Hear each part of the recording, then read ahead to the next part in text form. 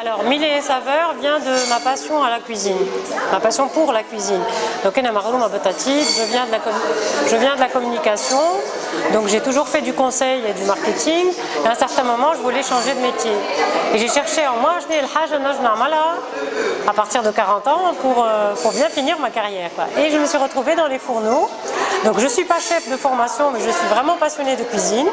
Et j'ai ouvert cet espace, donc Mille et une saveurs, pour donner des cours de cuisine. Donc j'ai toute une équipe avec moi de chefs ou de cordons bleus qui donnent des cours de cuisine aux particuliers. Les cours sont assurés par des chefs et ils sont destinés au grand public. L'espace se veut vraiment un centre d'art de la table, d'art culinaire, les métiers de la bouche un peu. Donc il y a des cours autour des épices, du Tunsi, de l'indien, du thaïlandais. Et c'est des cours aussi pour les adultes et pour les enfants. Donc la base c'est les enfants dans toute culture. Et puis il y a les cours pour les adultes. D'accord. Donc votre staff, vous l'avez choisi comment? Le maître mot du casting, le col, c'est l'innovation. On fait du Tunsi allégé, on fait de l'asiatique un peu adapté à ce qu'on fait nous, à ce qu'on aime. Il y a des choses qui n'existent pas en Tunisie, mais on peut manger du sucré salé. On a déjà fait la Tunsi, le sucré salé, on a pas mal de choses sucré salé.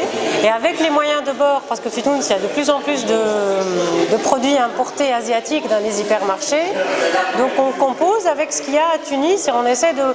Toutes les recettes doivent comporter des ingrédients disponibles, sinon c'est frustrant pour les gens qui viennent et qui le lendemain ils à la recette. Donc il me suffit ça les ingrédients et ils travaillent avec.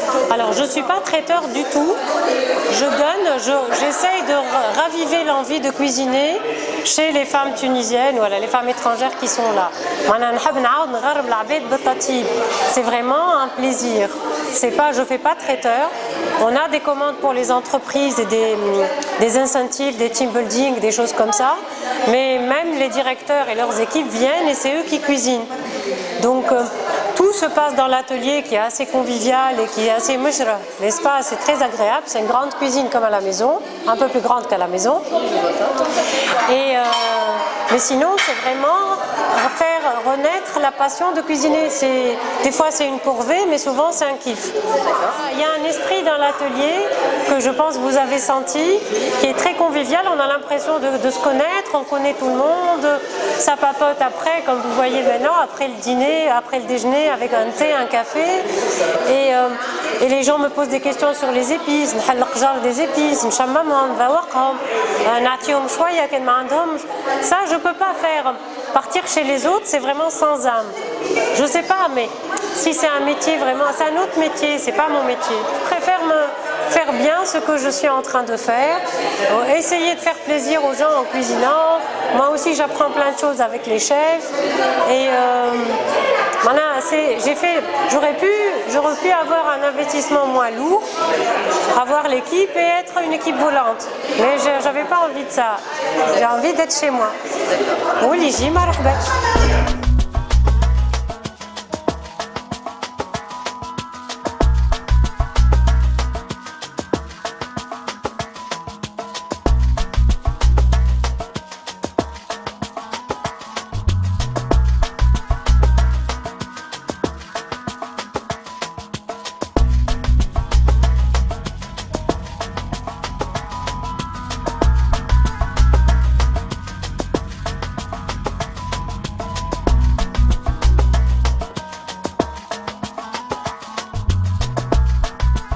Au plaisir et j'espère que ça vous a plu.